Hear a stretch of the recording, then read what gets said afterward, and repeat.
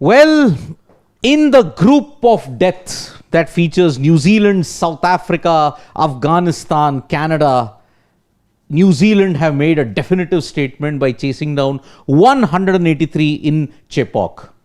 Wonderful 65 or 42 balls, which included a 39 ball 50 from Tim Seifert and 42 or 25 from Glenn Phillips, combined with cameos from Darryl Mitchell and Mitchell Santner, have given New Zealand a wonderful 5-wicket victory with 2.2 overs to spare.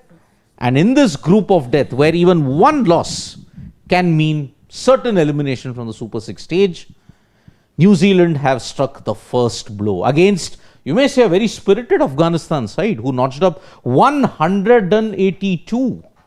And we all felt at one point, maybe, because with Finn Allen gone and with Rachin Ravindra gone, Mujib Rahman taking 2 wickets, you felt it was game on.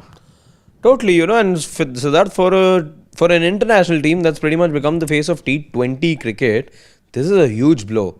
We know when you look at New Zealand, perhaps you'll think of the fact that they've won the World Test Championship. You'll think about the fact that they've done the odd thing by beating India and India in an ODI series, but perhaps not T20 cricket comes to your mind. When you think Afghanistan, you're not thinking Test cricket, you're not thinking ODI cricket, you're thinking T20 cricket.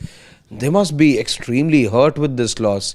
Extremely, extremely hurt. This is a team that aspires to be in the semi-finals and much more. That's the kind of expectation that this Afghanistan side has, especially because of the enormous amount of T20 cricket that not one, not two, not three, but a bulk of these players, more than 50% of the side is just playing T20 cricket all round the year. And from that kind of total that you had posted, I thought that there was going to be some more fight in this match, but we'll talk about that half century of Tim Seifert that completely changed the course of the game. Otherwise, let's be honest, we did see the Afghanistan team having put New Zealand in pressure, especially after those 2 early wickets. Yeah, I mean, let's look at how this innings panned out. It was Gulbuddin Naib starting with Afghanistan, 63 of 35 balls. I mean, his knock set Afghanistan towards a huge score. I mean, 3 fours, 4 sixes.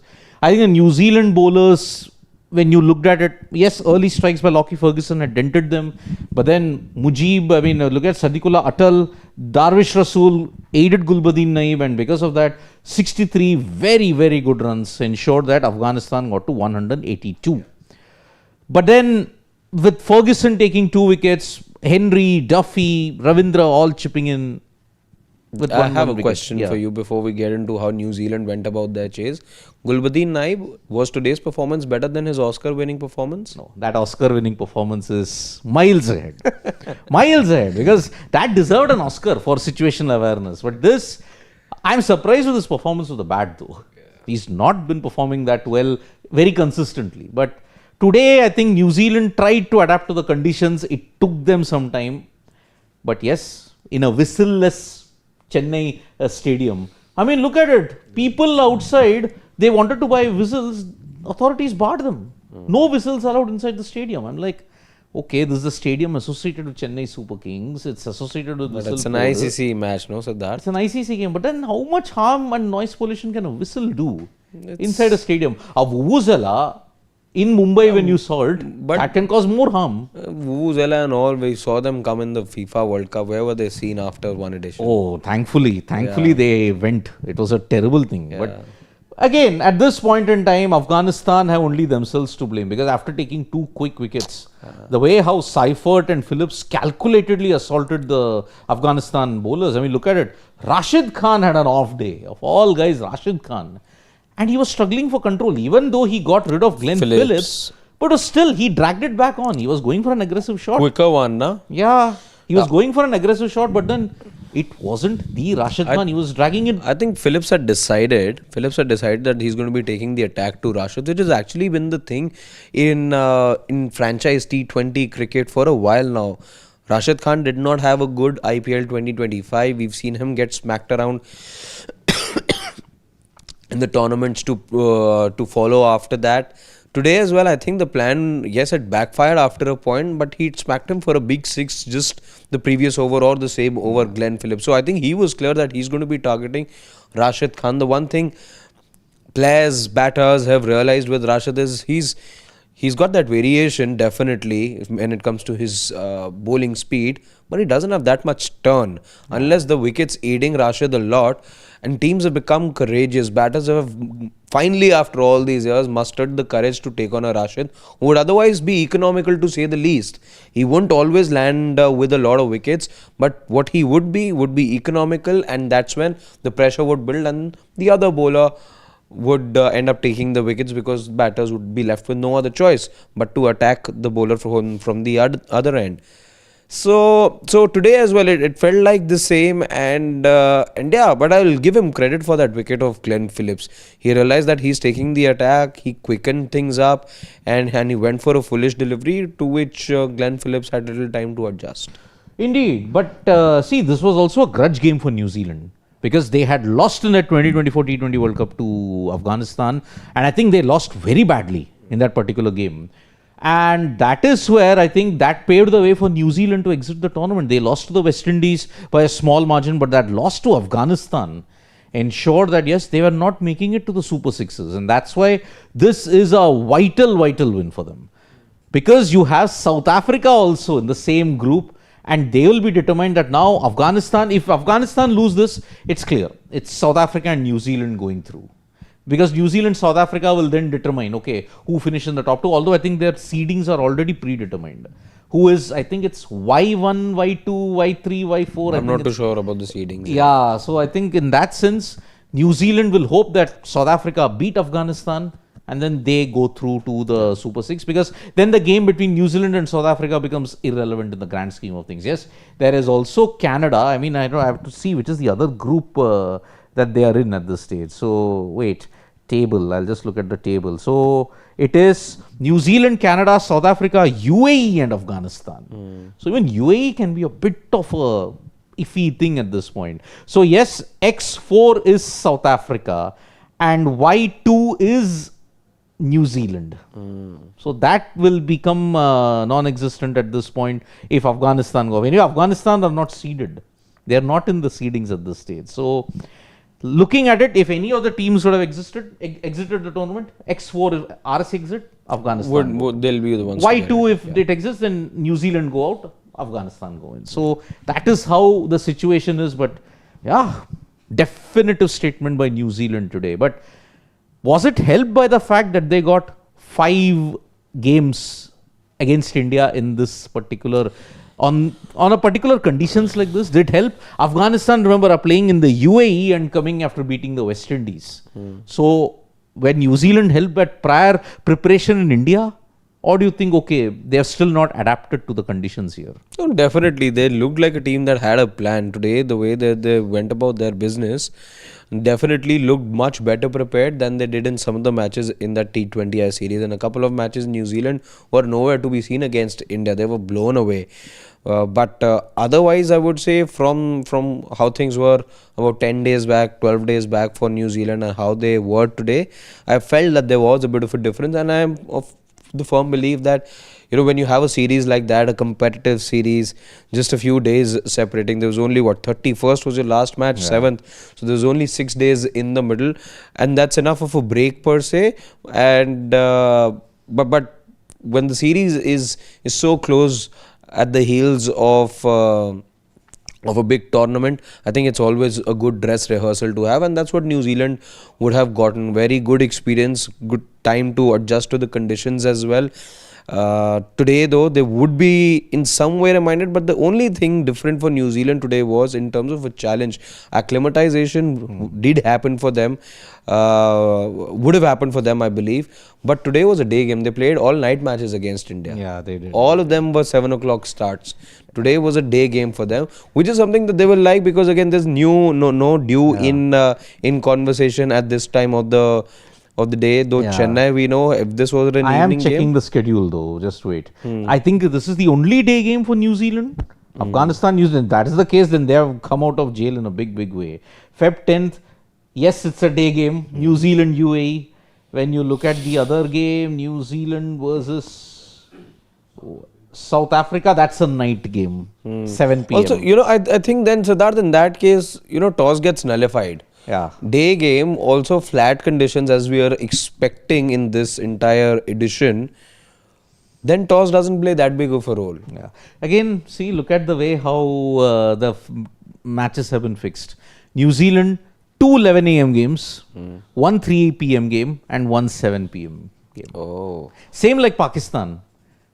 One 11 p.m. game, 11 a.m. game, two 3 p.m. games, and one 7 p.m. game.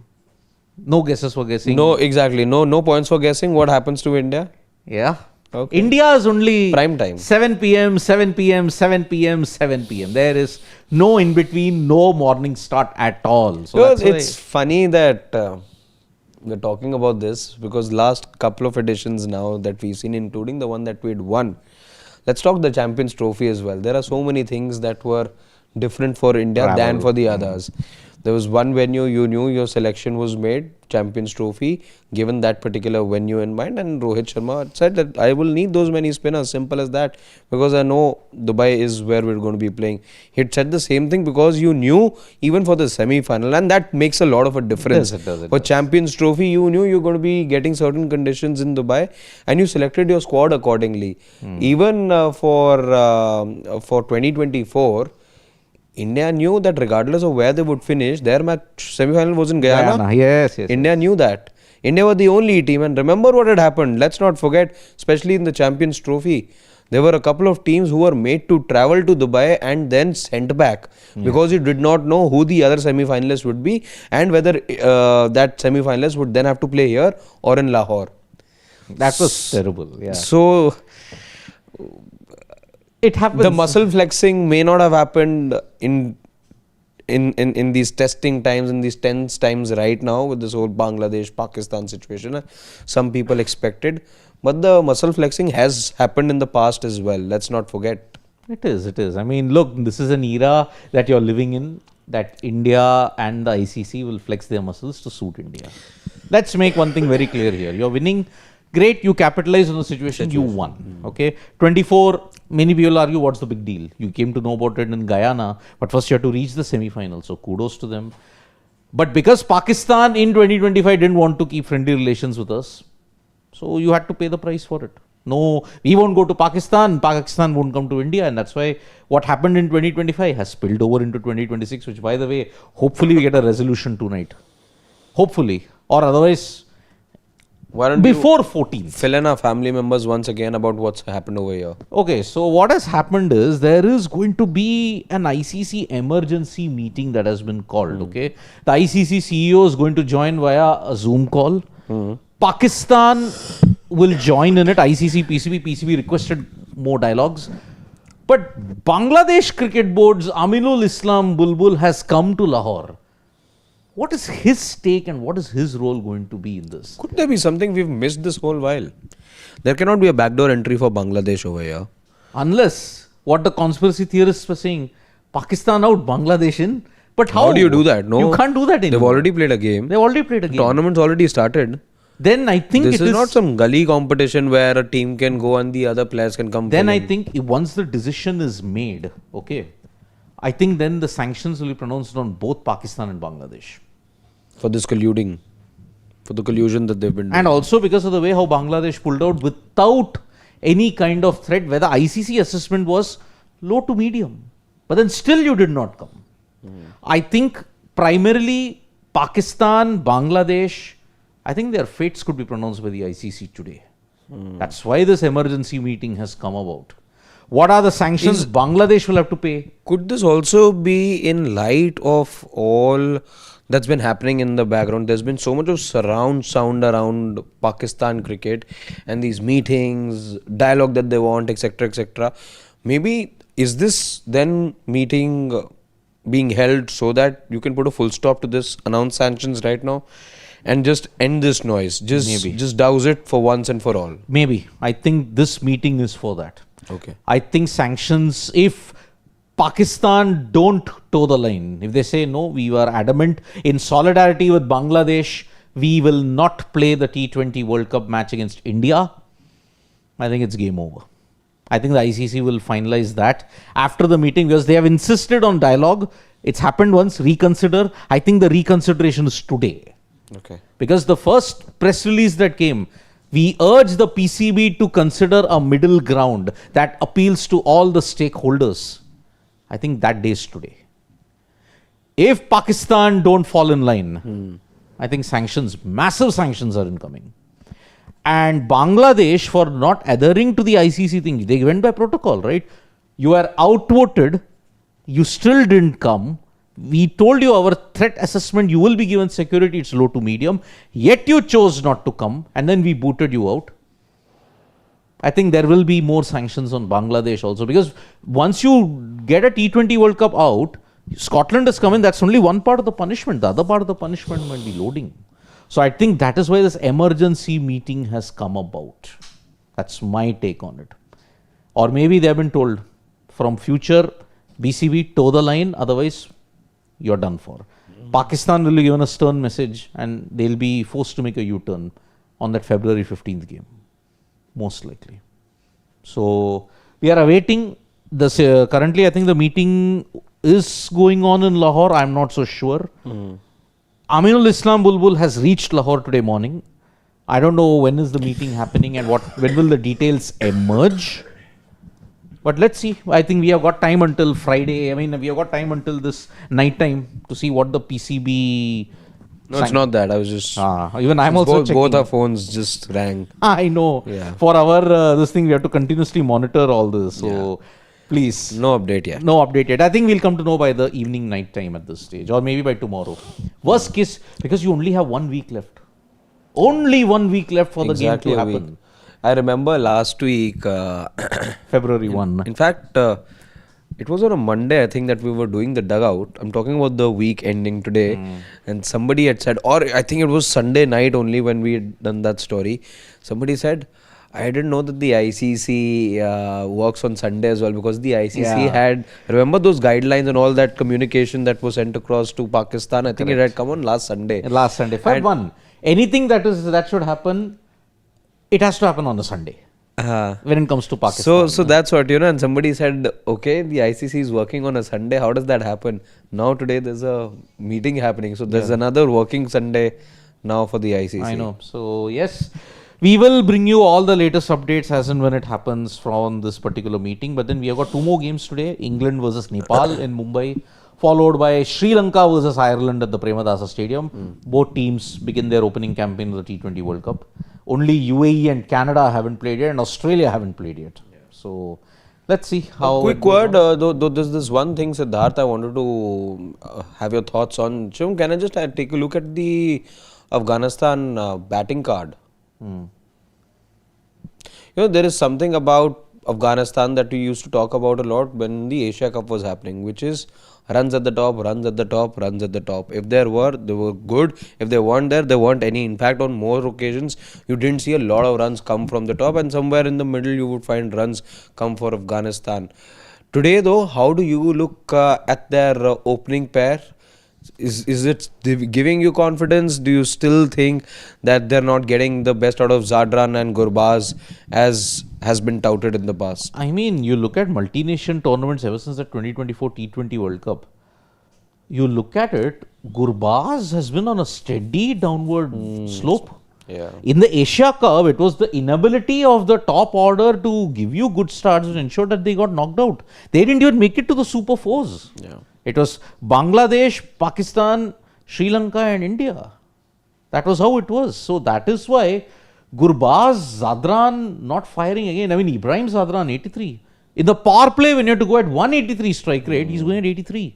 Either the New Zealand bowlers bowled incredibly well with Lockie Ferguson doing well, but still, it's been a steady downward slide for Gurbaz and Zadran. I think that power play is being a bit detrimental to Afghanistan. They are just not able to cash in on the power play. And it's been a problem for 6-8 months now with them. Hopefully they'll find a way, but it's just doesn't seem to be happening for both Gurbaz. And Gurbaz also, the thing with him is, if he gets going, he can really give you a powerful start. But it's not really happened for a while now.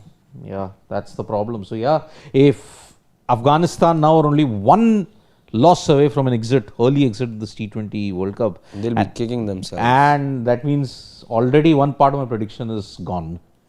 Right? Did you I have- had predicted Afghanistan and South Africa to go through from this particular group of death. Oh. Yeah, that's the unfortunate bit that we've got. So let's take some few comments and okay. Oops. Oh, in fact, same comment repeated over and over again, I think. Yeah. It is. Let's just take that one. I think it's from Yeah. Anshu Mishra, the one that's been posted Yeah. again and again. Sidvi sir, all 4 matches good and relatively closer till now, which no one anticipated before Super 8. Yesterday, USA, Scotland, Netherlands played well. Now associate performing well because of league's exposure. True. But again, did any of the associates win? The only associate that came close to winning was the Netherlands. That one over that Fahim Ashraf did. It's really penultimate over. Yeah, and life comes a full circle for Logan Van Beek. Simple.